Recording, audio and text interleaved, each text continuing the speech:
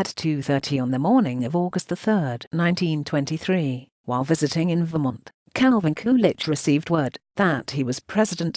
By the light of a kerosene lamp, his father, who was a notary public, administered the oath of office as Coolidge placed his hand on the family Bible. Coolidge was distinguished for character more than for heroic achievement, wrote a Democratic admirer, Alfred E. Smith. His great task was to restore the dignity and prestige of the presidency, when it had reached the lowest ebb in our history, in a time of extravagance and waste.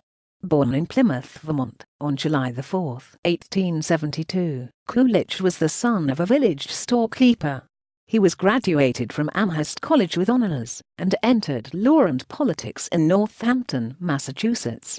Slowly, methodically, he went up the political ladder from councilman in Northampton to governor of Massachusetts, as a Republican. En route he became thoroughly conservative.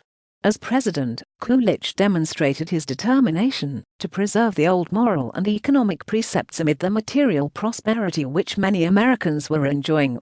He refused to use federal economic power to check the growing boom or to ameliorate the depressed condition of agriculture and certain industries. His first message to Congress in December 1923 called for isolation in foreign policy and for tax cuts, economy, and limited aid to farmers. He rapidly became popular. In 1924, as the beneficiary of what was becoming known as Coolidge prosperity, he polled more than 54% of the popular vote.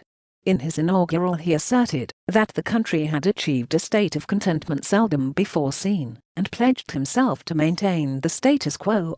In subsequent years he twice vetoed farm relief bills, and killed a plan to produce cheap federal electric power on the Tennessee River. The political genius of President Coolidge, Walter Lippmann pointed out in 1926, was his talent for effectively doing nothing. This active inactivity suits the mood and certain of the needs of the country admirably. It suits all the business interests which want to be let alone.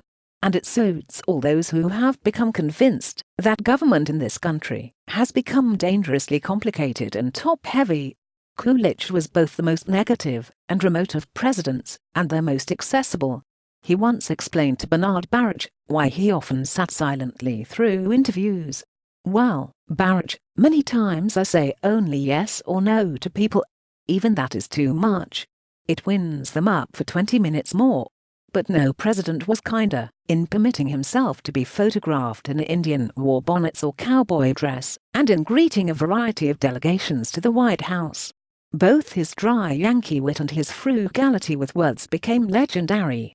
His wife, Grace Goodhue Coolidge, recounted that a young woman sitting next to Coolidge at a dinner party confided to him she had bet she could get at least 3 words of conversation from him.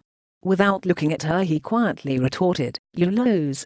And in 1928, while vacationing in the Black Hills of South Dakota, he issued the most famous of his laconic statements, "I do not choose to run for president." In 1928. By the time the disaster of the Great Depression hit the country, Coolidge was in retirement. Before his death in January 1933, he confided to an old friend, "I feel I no longer fit in with these times.